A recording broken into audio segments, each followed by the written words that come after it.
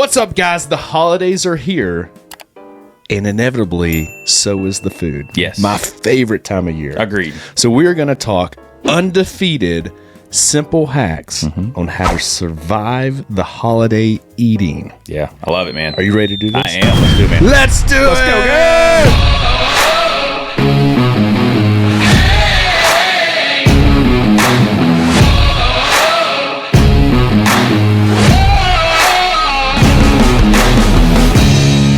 Hey, buddy. All right, so here we are. We are in this 45, 60-day run of family get-togethers, good eating. We kick it off with Thanksgiving next week. Yeah. Super pumped. We roll that into holiday parties. Yeah. We roll that into Christmas meals. Yeah. We roll that into New Year celebrations. And then New Year resolutions. Which inevitably There you rolled go. into, well, I'm going to start after the Super Bowl. That's right. So we may be in a 90-day run for all you dads out there. You know what I'm talking about. Oh, yeah. Oh, yeah. All right. So going into the greatest time of the year. Yep. What is your goal here in terms of weight gain? Because come January 1st, everybody's going to, I want to lose 20 pounds. I want to lose 15. I want to lose 30. To me, it just makes a lot of sense. If you can just navigate and not get to the point where you've put on 20 pounds, which is very easy to do. Oh, yeah. During this, like, that's not hard at all No. to do. No. That would be 20 pounds essentially that you've lost that you didn't gain. So what is your goal here during this next 90 days? Like, what are you doing? So I've actually done a couple of things. Like, I think last year, the year before, I tried to actually cut through the holidays. How did that go for you? It actually went okay. I didn't reach my goal of what I wanted to achieve, but what it did is set me in the right mind frame to be successful of at least maintaining, right? And it made me say, no, I can't have this. I can't have that. This was last year. I think it was last year or year before last. I can't remember what year, but I literally even put it on like Facebook, like, hashtag cutting through the holidays. That sounds so terrible. Yeah, it did sound terrible. But I think realistically, it should be just try to maintain, and maintaining is, I would say, 2 to 5 pounds of weight gain. Like, that's maintaining. Okay. I'm glad you said that. Yes. Yeah. I mean, and I would also say this is, don't get caught up in actual what your weight on the scale is, because 100. It is going to fluctuate up and down. Like, you have a Christmas party and you hang out and eat a bunch of high sodium foods, and your body takes a lot longer to digest certain things, and you get on the scale and you're like, holy crap, I gained 8 pounds. Well, get back on to kind of eating right, and by Monday you'll probably be down to where you used to be. So that's a great point. In your experience, so we just go to a big party, we eat, and then your body's just hanging on to everything. Yeah. What would you say is the average amount of time that your body recalibrates and gets back to what your actual weight is? Like 48 hours, 72 hours? Yeah, I mean, everybody's body's different. I would say give it 48 to 72. I think that's, minimum 48, maximum 72. But also the big thing is don't take it as I blew it on Friday night, so I'm going to blow it all day Saturday and then blow it all day Sunday. That's a big thing that can happen right now. Roll it into, it's weekend. Just give up. Yeah. Okay. Yeah. All right. So I like where you're at. So maintenance is where we're at, but maintenance, we'll give ourselves an allowance. And we say 5 pounds, but it's all relative to your body weight, right? So we're big boys. So 5 pounds for us, it may be 2 pounds for somebody that weighs 150 pounds. Is there any prep that you have? Are there any prep hacks going into the holidays that you may do this year to get your body ready, like mentally, physically? What are you doing going into this next week? Know it's coming. I mean, that's the biggest thing, is just knowing, be like, it's inevitable that you're going to be presented with a lot of, foods that you're not presented with throughout the year. You're probably attending more parties than you attend throughout the year. Which, if you enjoy adult beverages, that means, alcohol consumption typically goes up during the holidays on a more regular basis for more people. Because, if you got a holiday party on Friday, you may have one on Saturday, and then You may not have one for a week, and then you got company Christmas parties and just a lot of parties. So food and alcohol consumption really go up. So that's another thing to really think about is, okay, how do I prepare for that? What I would say is, first, if you know you're going to have back-to-back parties over on the weekends, whether it's a Friday and Saturday night, really, really, really eat clean during the week. Like, that's right out of the gate. Monday or Sunday through Friday lunch, there is no cheating. That's tough. That is really tough.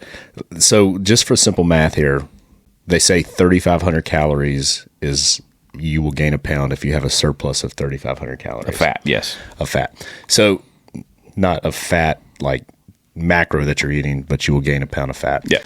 So I think where people at this time of the year really get, you mentioned it, alcohol consumption.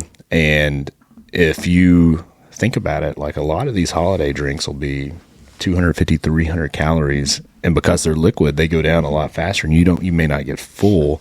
So that's an easy trap of, so what are you drinking? If you're partaking in alcohol, like what are you staying away from? What are you going to partake in? Stay away from sweet drinks. Like, the stay away from the holiday. Eggnog will knock you out. Yes, eggnog. Good grief. And I love eggnog. It's so good, but it's like 500 calories. Yeah.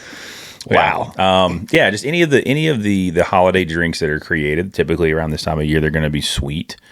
They're going to have a lot of sugar. Holiday margaritas are going to have sugar on the rim rather than salt. So that's what I would say. I mean, if you're really going to get down to the nuts and bolts of it, liquor neat is probably your best bet. There's some debates out there. I'm a big proponent of tequila.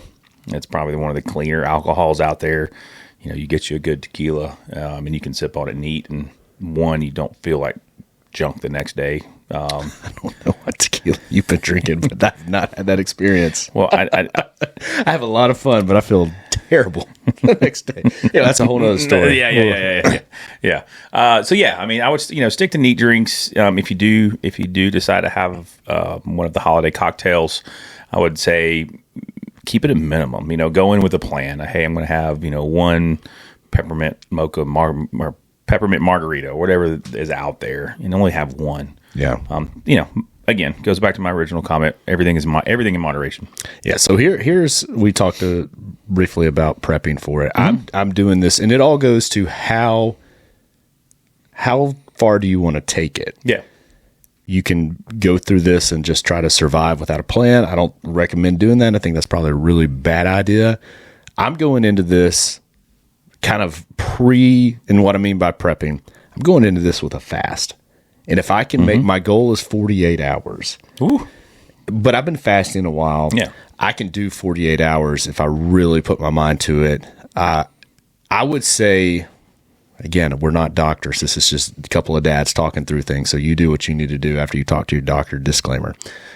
But for those new to fasting, you guys, again, you do your research. SMH, shaking my head. I'm not a doctor. I'm just telling you what worked for me. But at the first time I really tried fasting, I made it a little over 48 hours. But it almost rewired my taste buds and some of these addictions that I had. So I didn't crave sugar at all. And sugar is one that really gets me. Yep. I didn't crave all these bad things that my body now I went through that period where it was dying, but it's like once I broke it, it was broken. And I came out of there craving fresh vegetables and oatmeal, believe it or not. So what I'm saying is I'm going to go with that. And I've noticed that it takes me longer, so it may be longer, but I'm going to try to go fasted as long as I can to break some of those addictions that I have right now. Because sugar be calling my name, man. That's like, hey, and it's what I mean by that. It's the mindless eating. So I think fasting will do a couple of things. One, you're setting the standard of discipline. So I think if you can make through that 48 hours, you can make it through the mindless just scurrying off the counter and grabbing things and mindless eating that you don't. So that's part one. But I'm also that 48 hours, 50, that's 0 calories. maybe a little bit, maybe 15 calories over the course of that. But that is a storage that I have not consumed, right? So it doesn't really, at that point, if I think I need, 3,400 calories to maintain my weight right now, on top of activity and things like that. I essentially look at that. That's like 3,400 calories, another 3,400 calories. That's almost 7,500, 8,000 calories that I've built up, right? Yeah. That I've got a allotment. Yeah. So that's another way that I'm looking at it there too. Yeah, I think if your dad's out, moms or dads are listening, and you're working out through this point, I would say just be mindful that your workouts may, if you are doing a fast like that, your output may not be what it used to be. Yeah, it'll tank. Yeah, it'll tank. And then also, I also truly believe too that even if you're not going the fasting route and you're still working out, but you're consuming a lot of you don't have the discipline to get through the sugary foods and things like that. That hey, you will feel sluggish. Like if you're pretty clean throughout the year and this time of year really hits you hard, your workouts are going to suffer. Just your energy levels and how you feel, like it's inevitable. It will suffer. Yeah. So, but I like the fasting, man. That's a good idea. Front load it. It's going to be hard up front, and I'm probably going to start this. Thanksgiving begins for us probably Tuesday evening, Wednesday. So you're going the weekend? So I'm going to go the weekend, and well, at least Sunday, Monday is what I'll go with. Saturday, we're gonna have fun on Saturday. But so I'm gonna take that, and then I'm gonna have a predetermined fasting schedule around, because me and a lot of you dads and moms or whoever's listening can relate to this. The meal itself on Thanksgiving is not what does me in.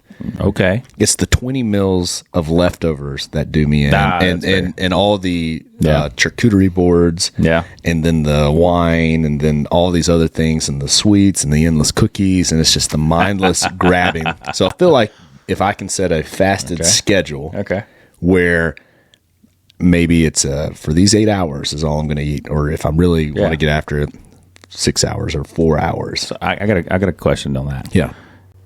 How many plates are you going to have at Thanksgiving? Well, if I go in there fasted, hopefully only one. Wow. But historically, it's a minimum of two, and it's not like two where everything's nice and neat. It's stacked. I mean, I go up, right? Like I build up, and so it's definitely. You don't know what you're eating because all at this point it's just. I mean, what about you? Where are you at? I'm big boy. I'm about two. I'm easily two. We're stacking. It's not around. No, it's not. It's like it's here and.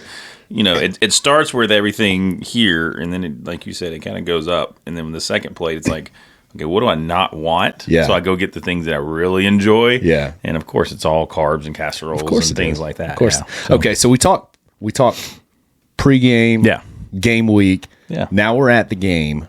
We're specifically talking Thanksgiving, but apply it to every. Now we're in the fight. What are some maybe food substitutions or food hacks or things that you have that you would recommend to our audience? It kind of depends on what your foods are that you fix, because everybody has a different tradition and thing, for Thanksgiving, and they fix different dishes. White rice versus brown rice, that's a good one. If cauliflower rice, you've got a lot of options out there. Hold up. White rice over brown rice. Mm-hmm. I've always heard brown rice over white rice. Can we stop there for a minute? Sure. Why?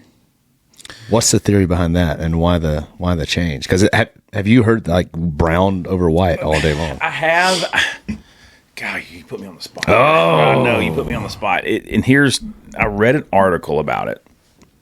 God, when is this article? Dang, dude. Now you're making me think. All right, well, we'll come back to that. Let me find. Hey, honestly, let me find the article where I read that. But it made a very compelling argument on that. Okay. So now you got to tune into the next episode. Yeah, we will discuss white rice. Revisit. Yeah, we will definitely revisit brown rice. Yeah, that's right. So another good substitute is Greek yogurt for sour cream.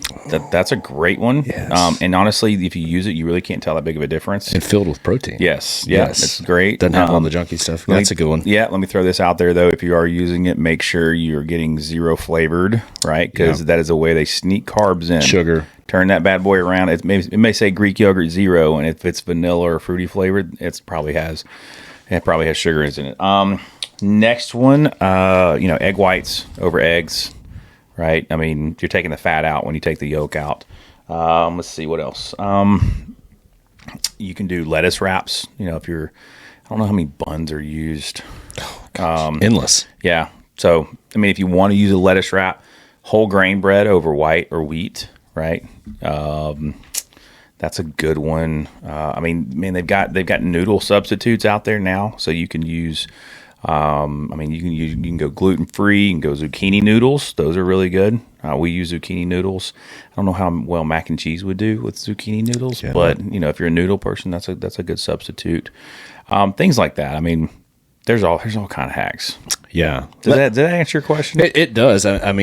So I would look at that as somebody who has control over the food that they're preparing. I think if you've got people coming over to eat, the only one there, in my mind, the rice swap, and then the Greek yogurt, I think that could go largely unnoticed. Some of these other things, like the zucchini noodles, if you're preparing for others, they're probably like, I'm out, bro. But if you made like additional for yourself, that's great. But I don't think people are going to really do that. But I do like those things that maybe if you, after the holidays gets through, kind of make some of those adjustments. Yeah. So here is some like in-game hacks that I've learned about recently that work, and they are crazy good. Let's hear it. And you don't have to make any adjustments. I mean, they're just like on the fly. So there's a book out there. Highly recommend you get it. We're not getting any type of profit or recommendation for doing this, but it's called The Glucose Revolution. And then you can follow her at Glucose Goddess on Instagram and on her socials. But what she's done is she's taken a look at blood glucose levels, right? Which is the primary sugar in your blood. And it basically how your body reacts to certain foods, your glucose levels will raise or lower accordingly. And your body will send out insulin. And that's kind of where diabetics get into trouble with that. And so like that's kind of like her whole principle, and she goes into the whole science. I'll let her explain it. That's not my jam, but she does come up with some very simple hacks. And why this matters is when your glucose spikes, sends your body into a sense of fight or flight. And basically what that means is your body's response is inflammation. Yes. So that's why the brain fog comes in. That's why your joints hurt. That's why you feel blah when you eat some of these things like this. And so she's found out ways she calls it flattening the curve. Yeah. So if you can flatten your glucose spike curve, then your body doesn't react in such the way, and you don't feel as terrible coming out of it, and your body. And so what this means is like long term, if you just eat sugar all day and you have all these spikes, your body has gotten this constant state of inflammation, which that's where all the very high chronic problems. Is that where insulin resistance comes in as well? Absolutely, except for type 1, but for type 2. So this all makes sense. And so I have some friends that have done this and struggled with everything, trying to lose weight. I've tried it, and they started doing these things, and they dropped, like the weight fell off instantly. That's awesome. So it works if you do it. So that's the problem. You got to do it. Like I was in it for like a week, but it does work. it does work. The truth. And here's some of the hacks that she mentioned. So